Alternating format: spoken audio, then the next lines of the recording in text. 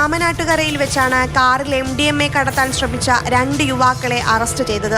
കോഴിക്കോട് പൊക്കുന്ന് സ്വദേശികളായ മുഹമ്മദ് നവാസ്, ഇംതിയാസ് എന്നിവരാണ് അറസ്റ്റിലായത്. ബാംഗ്ലൂരിൽ നിന്നും കോഴിക്കോട്ടേക്ക് വലിയ അളവിൽ MDMA എത്തിക്കുന്നവരിൽ പ്രധാനിയാണ് അറസ്റ്റിലായ മുഹമ്മദ് നവാസ്.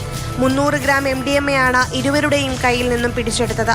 ഫറോക്ക് പോലീസും ഡാൻസ് ഓഫ് സ്ക്വാഡും ചേർന്ന് നടത്തിയ വാഹന പരിശോധനയിൽ രാമനാട്ടുകര പാലത്തിനടിയിൽ വെച്ചാണ് യുവാക്കൾ പിടിയിലായത്.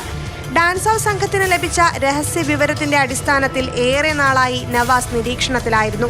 വാഹന പരിശോധന നടക്കുന്നതിനിടെ പോലീസിനെ വെട്ടിച്ച് കടന്നുകളയാൻ ശ്രമിച്ച കാർ വളരെ സാഹസികമായാണ് അന്വേഷണ സംഘം തടഞ്ഞു നിർത്തിയത്.